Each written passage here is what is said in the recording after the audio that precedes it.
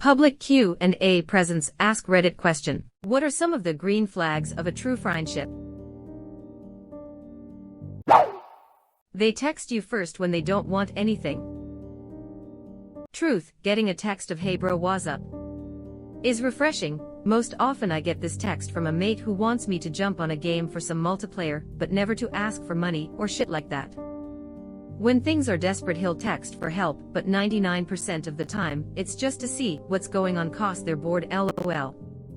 In fact, last night he texted me, and I quote, "Dude, new NMS update is fucking crazy, sandworms, and shit, Jesus fucking Christ, and glowing grass, and new shit, holy fuck bro, regarding the new No Man's Sky update."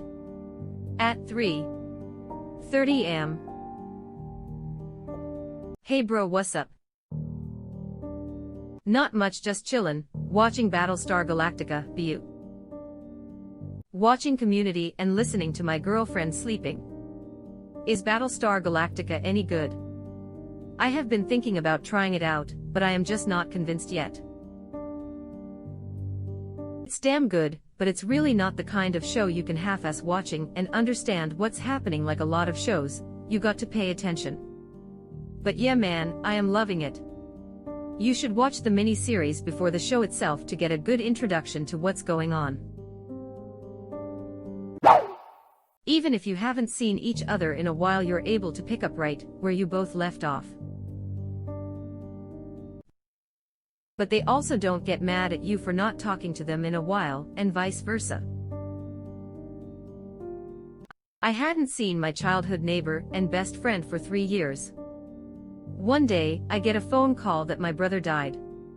2 days later, I am back home. I knock on his door with no warning, and it's like nothing's changed. Total welcoming. I needed that so hard. I am glad you got that welcoming at a time of such loss. Sorry for your loss, I can't imagine losing my brother. How does one fix this issue in a friendship? I have an awesome friend, except this is her one thing: she gets kind of clingy, and gets upset if I am too busy for our friendship. I often enjoy her company, but when life happens and I can't hang out, she accuses me of being quiet, or makes other remarks that have an air of accusations. We are both 30 stay-at-home moms. That's at least 60 stay-at-home moms contained within 2 people. I think you may have more souls in your body than you originally intended to have.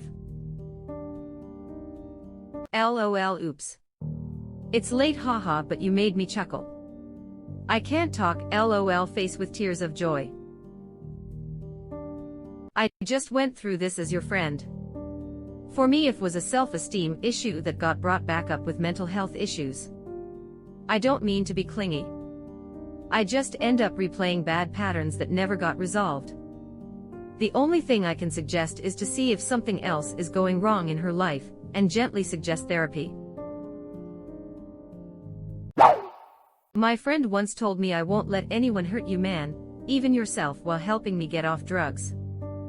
That always rang out as a true friend thing to say to someone. Made me smile. It's making me cry. Cryl. This is beautiful. When they don't judge you for things you can't control.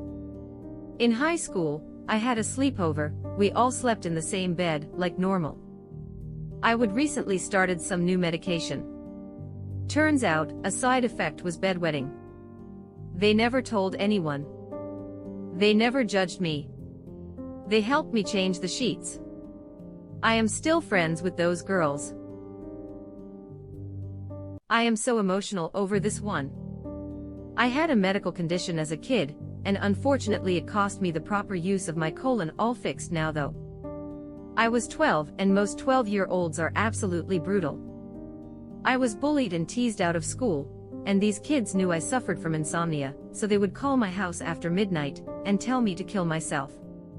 It was a rough time, and so I became deeply embarrassed and ashamed of this condition, and I was mortified that it would happen again long after the issue was resolved. When I was 17 and met one of my current 2 best friends, I am 25 now, we were telling secrets one night, and I told him about this condition, and he looked me dead in the eye and said, "Is this supposed to change my view of you or something? Everyone has weird stuff about their body they can't control. For example, my left nipple is inverted." I was so relieved that I cried for days after. And no, his inverted nipple is nothing to worry about. It's been checked out by doctors, and it's just a rebellious little nipple, lol. Anyway, I am so happy you have people like that in your life. I understand on a spiritual level how mortifying those situations can be, especially when you're older. My left nipple is inverted. That actually sounds really cool, as long as it's not dangerous to him. OFC. Username checks out. Kind of. When my dad got divorced, he found a lot of his friends were really just my mom's friends. He had exactly one friend who helped him pack up and move. His joke after this was, if you win the lottery, you'll find out real quick how big your family apparently is. But if you want to find out how many friends you have, get a divorce. The lesson here is that a true friend will stand by you even in a really dark place, where they have absolutely nothing to benefit from standing by your side, and even in some cases, something to lose. Especially when you're in a dark place. In the darkest place the truest friends shine. Today I learned that the file of Galadriel was the truest of friends. The light of Elendil, FYI. Oh, don't you try to out-nerd me. The file of Galadriel captured the light of Elendil Irindil, which is itself actually a Silmaril which shines with the light of the two trees Laurelin and Telperion. I thought it was the light of Irindil. Yeah, you right. The guy above me typed Elendil, and I got that stuck in my head because they sound so similar. My mistake has brought shame on me and my entire family of Tolkien nerds. They do. Tolkien really liked e-names. I actually asked because I wasn't sure of my memory. I am so glad I won't be thrown out of the Tolkien fan club. My little brother has this with a friend he knows, who was in a truly dark place after a divorce, who he brought back from the brink of the abyss, so I have heard from them. My dad hooked his best friend up with my mom's sister. After my parents divorced, it was like he never had a best friend. I have no friends, so I don't have that problem. Would you like a friend? Me too. Cheers Forever Alone music playing in the background. I'll be your friend, good sir. I am kind of shaky about this. I had a best friend who was incredibly charismatic and entertaining. It was always a blast hanging out with him. He introduced us to his girlfriend pretty early on in our friendship. Years passed and we're all good friends who hang out often at this point along with 5 to 6 other people. Anyway, he eventually goes to Vietnam where he cheats on his girlfriend who is waiting for him back in the States. He falls in love with that girl and dumps his girlfriend over here, who BTW, has been supporting him rent-free for years, and was the only person to pull in any income. Of course after that, they were no longer together, and after the split, he told all of us that we should no longer talk to her, since he was no longer with her. I was quite shocked people agreed to this. Look, if you cheated on my best friend, I would shut you out immediately, but the thing is, he's the bad guy in this story. She did nothing wrong, and now, while she was hurt over this breakup, we were supposed to heartlessly stop being her friend. Nah, not cool. I had a falling out with my best friend over this, but it was okay because his ex-girlfriend is actually one of the coolest people I know, and she's like a sibling to me now. The rest of the people who initially turned on her are also friends with her now, so I am glad to see their morals eventually took over instead of blind loyalty. Although it's sad for your dad, it seems he and your mom shared friends, and is it possible that he did something that would deem him at fault, and that's why his friends sided with your mom? Edit. This story did not take place during the Vietnam War. I try not to take sides in anyone's breakup except in cases of abuse, but if one person demands I take their side and get rid of the other guy, I always go for the person who didn't thrust an ultimatum on me. They don't understand loyalty. NGL, when you said Vietnam, I thought you meant the war, and was confused. My parents had a period in their life where most of their friends got divorced. They tried to stay friends with both sides afterwards, each time. It didn't work once. They either stayed friends with only one, or the friendship died with both. Comfortable silence. This was when I realized I would fallen in love with my now wife. We were friends for a little over a year before we started dating. Long story short, one night we were just hanging out at my place. I was at my desk and she was sitting on my bed reading. A couple of hours or so went by and nothing was said. There was never that need to fill in the silence. I turned to her and said something along the lines of, "I love that we can just enjoy silence together." And she felt the same. It's a super important and commonly overlooked thing, I think. I totally relate, but on the flip side of that, my fiancée can sit on her computer working and she'll sing and chat and speak to herself and make funny noises, and at no point do I ever want her to stop. This'll go on for hours at a time, but I really can't help but enjoy listening to her entertaining herself while she works. I am in a similar position. At times when she's enjoying music she starts to sing, or even dance. She gets embarrassed if she notices I am watching her, but I never get tired of it or ever want her to stop. My wife does this while working out, can always tell when she's having a good lift day when she starts doing a little dance, and I love getting to see that. Adorable. I love this, though. I am ADHD, and I make all sorts of noises to keep myself entertained. My fiancé never gets annoyed by it, and sometimes he even joins in. It's awesome. I can just be my weird self around him, and he supports my weirdness. I have a huge crush on my friend, and this is one of my favorite things about him. We can just sit in silence and just stare at each other without being awkward. Unrequited love though, but I just want him to be happy. The healthiest kind of crush. If you two are staring at each other in silence for long periods of time, I don't think that love is unrequited. I understand this so much. I visit an old man and do some chores for him, and sometimes we'll just chill on his porch looking over the yard. The breeze will be just right, and there won't be talking for a good 10 to 15 minutes. Rookie numbers. Get down and give me infinity.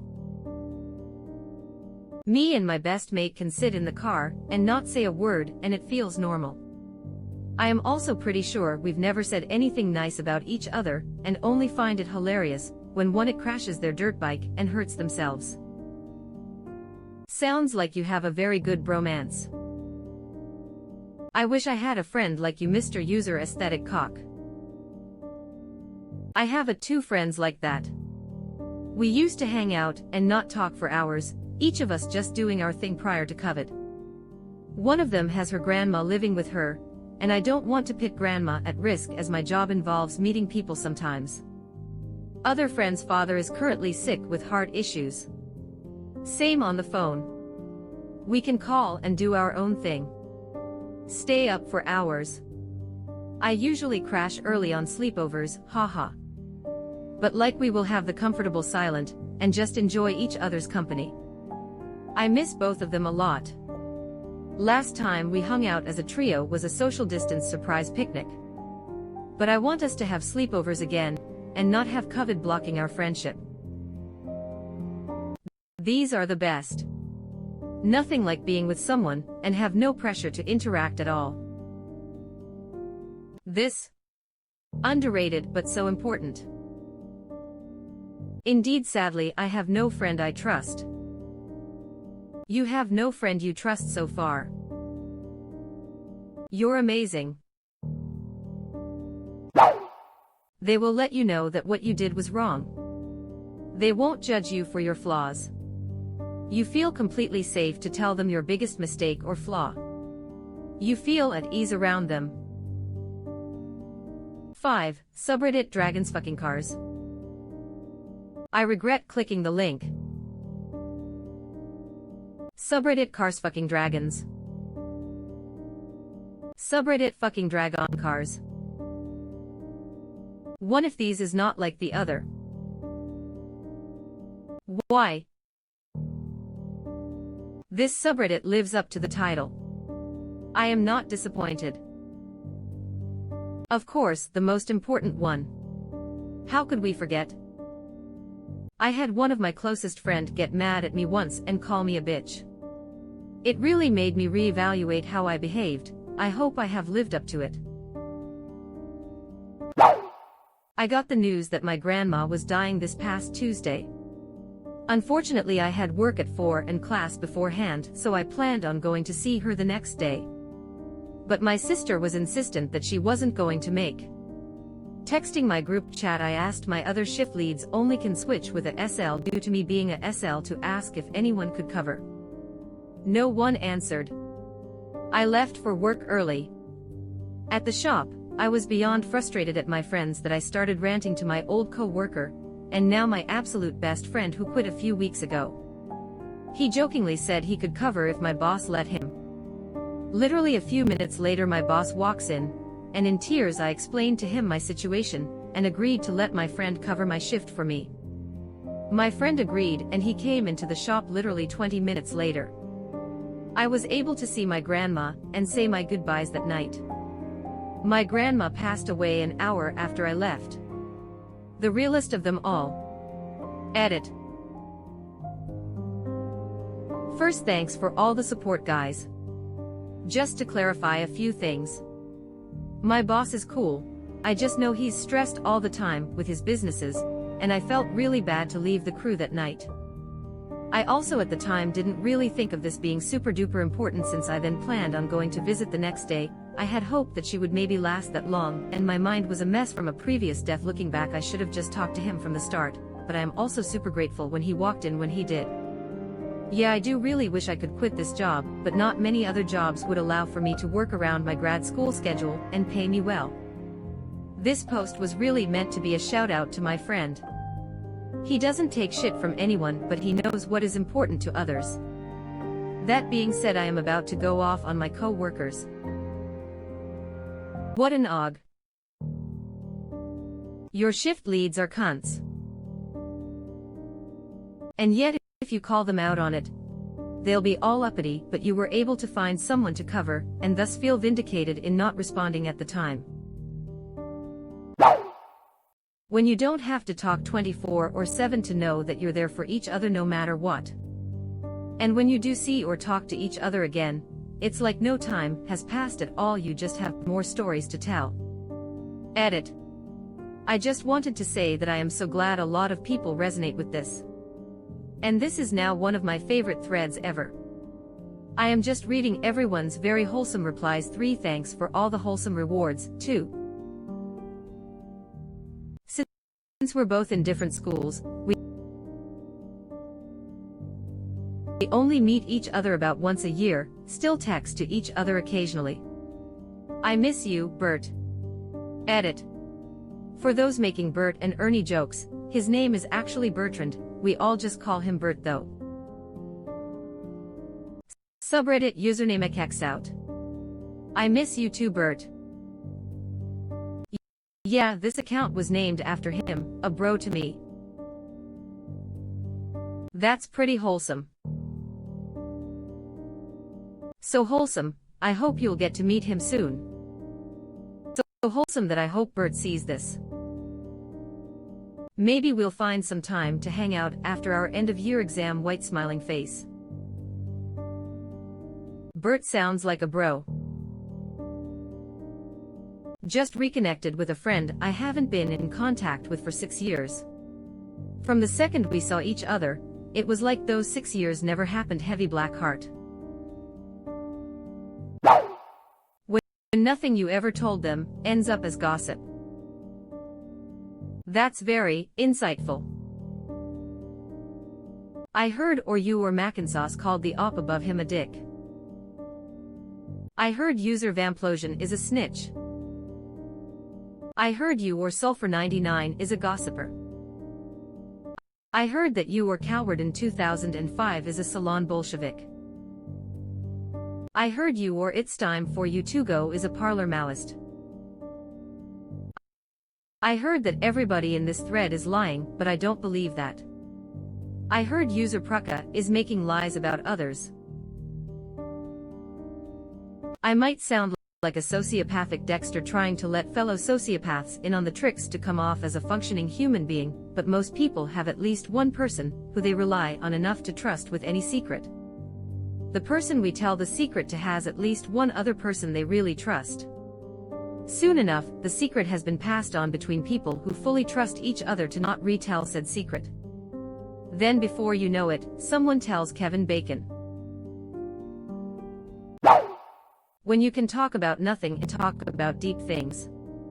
Lots of friends only have one or the other. My text chat with my best friend is bipolar as hell. Absolutely offensive insults slung back and forth in between bad memes and emotional support talks.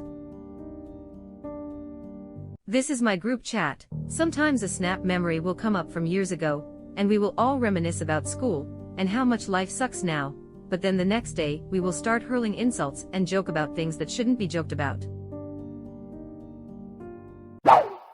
Being able to make each other laugh.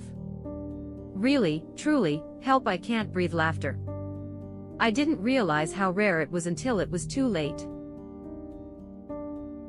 This whole thread makes me sad because I don't have a best friend anymore. Join the club. Bro, same. They'll make fun of you to your face and defend you behind your back. They can go from ripping the shit out of you with the boys to we're here if you need someone, bro, and they mean it. Yup, this is exactly how it works with the boys. I would never say this to her face, but she is a wonderful person and a gifted artist. In all seriousness, I do like this in friends. What? Why wouldn't you say that to her face? Because when you're face to face you got to talk mad shit. He's quoting Oscar from The Office, and the guy he's replying to is quoting Michael from The Office. And the opposite is a red flag, lol. That's an amazing way of putting it, thank you. Want to hang out, then you don't hang out, and neither of you mind, and then you hang out next week. This? When they understand the need for space and alone time. The key thing here is to communicate and make it clear hanging out is wanted but not suitable for the time presented. Lockdown has taught me that a lot of my friends are lazy flakes and say they miss me or want to social distance hang when I ask, but never actually make an effort to coordinate that, or the only time they message is when prompted. Truth. Being able to not take it personally is a good sign of friendship. The thing is, oftentimes what is needed is physical space, so usually when either me or my mate say we're not really feeling up to hanging out, we'll follow up with fair enough. I am going to jump on multiplayer games, so feel free to jump on if you want, and you know what? Most often we do. They are happy for your successes. They notice when things change. They are okay with you having prolonged negative periods. They stick around if you're sick for a long time. They notice things and talk with you about them later, like a tough that reminds them of you. They will help you bury a body and not ask how it happened. JK. Probably. Edit. Thank you for the award, Sparkling Heart. 4 years ago I suddenly became ill. I was 30 at the time, and did not expect something like that. It was a huge shock, and I was in and out of hospital for nearly an entire year. I had 2 surgeries and several stays at the hospital. My best friends visited me once. One friend just stopped talking to me, another couple would come and sit and make me laugh and stay until after visiting hours. Friends are the ones that don't back away from you when times get tough. Snap. Around 8 months ago, I was diagnosed with cancer at the age of 24. Again, huge shock and an incredibly scary time. My best friend of 7 years didn't come to see me once. It absolutely rocked my world. It felt like I was dealing with cancer, as well as grieving for my longest-standing friendship. However, on the flip side of that, I couldn't believe the people that stepped up for me. A couple of old friends that I had drifted from since school were suddenly texting me every day, coming to chemo with me, just all-round caring, I guess. It made me realize that you truly don't know the content of a person's character when times are good. It's a shitty lesson to learn, but in the grand scheme of things I am glad I have, because I now know to invest time in the people who are willing to invest time in me. When they listen to your problems and give you intelligent solutions, or remember something you once told them that was important to you. My best friend of 25 years got a call from me a month or so ago. I was hyperventilating, crying, barely understandable, because I was experiencing my very first panic attack when a family emergency hit. I would dealt with this emergency several times before, it had never bothered me. But now I am a complete mess, the fire department is there, and I am a blubbering mess into the phone. He said 4 words, then hung up. I'll be right there. Cue him driving from Eugene to Portland, over 100 miles, in order to help me through the situation and make sure I was okay. I have always known he had my back. In the course of 25 years of friendship, we've lived together, traveled together, gone on dates together, stopped a couple bar fights together, argued and made up multiple times, even went back to college in our mid-30s together. I was the officiant in his wedding, and am the godfather to his kids. Not for one instant would have I ever questioned his loyalty to me. But there is a gulf between never questioning his loyalty and actually seeing him drop everything and rush 100 miles to be at my side. I will never, ever break loyalty with that man. Not if you held a gun to my head. In fact, if you did hold a gun to my head, I would look you in the eye and tell you to pull the trigger, because I know my friend will end you for me. TLDR, we ride together, we die together. Bad boys for life. Ig. This is wholesome as fuck. But it really made me cry. I wish everyone had a friend like yours with them to get them through shit in life. You are one lucky man. Everyone wish they can have a friend like that. But that same friend also needs someone like that too. Be the friend that you wished you had at those horrible times. This made me cry, and I love your friend now. I have a friend like that too, but I was in a really bad place once and said things that I shouldn't have said, and I started ignoring her. 1 year later, she just let me in her life again, no questions asked. I apologized even though she never asked me to. I have changed, and I will now always do the best I possibly can for my friends. She showed me how the bestest of friends act, and I want to be just like that. She's amazing. This was 2 years ago, and now, she moved to a different part of the country, 6 HRS away by car. But I know, when we need each other, that won't stop us. Good luck, man. I hope I find a badass friend like him. A coworker at one of my old jobs once asked me how I was doing, and I mentioned I was a bit put out. My mother was the only person to notice the haircut I would gotten a week prior. After that, every time I got a haircut, she'd notice and compliment me on it. We never really became friends since we only interacted at work, but I wish her the best. I bet you're really good at listening to people's problems. User Notensaspasatellite. When it's 3 a.m., you know it's 3 a.m., neither of you are high, and yet you've both been chortling at something that was said at 10:30. Why can't I be high in this? You can, but the flag is a different shade of green. And with the red and yellow Monday. Damn, the mods really didn't want you to get an answer. 10 comments removed by them. Oh, we call that sleep brain. One of you says something so stupid and unfunny, and you both end up crying with laughter and squeaking, not able to breathe. Also, despite being half blind with tears and crippled by aching ribs, you're absolutely destroying at whatever you're playing together. I remember that my best friend and I were playing Mass Effect 3 online several years ago, and this one night, we had this dude in our game, let's call him FF, who was really kind of dragging the squad down. Over time it went from this dude just needs to go home to maybe he can't go home, maybe he's been kidnapped. We have to help him get back to his family. So I am chilling behind a barricade, pinned down hardcore, and I see the notification that FF had gone down. I am talking to my buddy and I am like, yo dude, I am getting kind of fucked here, can you take off some of the pressure? And I see him sprinting across the level going, we need to get him back to his family. And I just straight up lost it. We were in tears more or less incessantly for the next few hours, but we couldn't stop after all, we needed to make sure FF could get back to his family. It only got more absurd from then on out.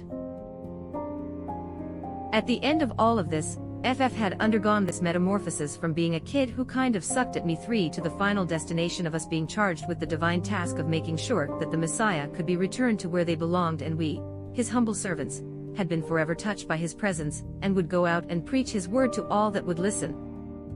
What I thought was the best part of all of this is that FF had no idea that we were talking about him, much less what we were saying. He's probably just over there like, damn, these guys are really hardcore about this game. Divine impetus will do that to you.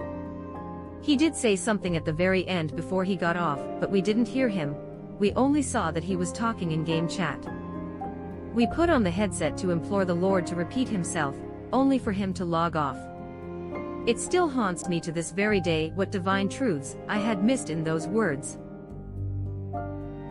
So yeah, FF, if you happen to come across this, I hope you made it back to your family.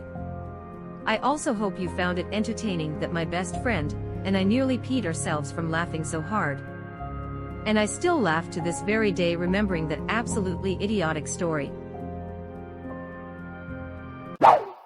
When you're not afraid to disagree with them because you know they'll actually listen rather than just hurting you. They know when something's wrong and check up on you to see how you're doing. Yeah, my bookie is nice like that. When they can walk into your house unannounced and be welcomed in like a blood brother who's come back after being away for the weekend. My mother has a friend like this, she and her husband can come as they want, and to me, they're my second father and mother. You've both picked each other up or dropped each other at the airport at some ungodly hour and still enjoyed the drive.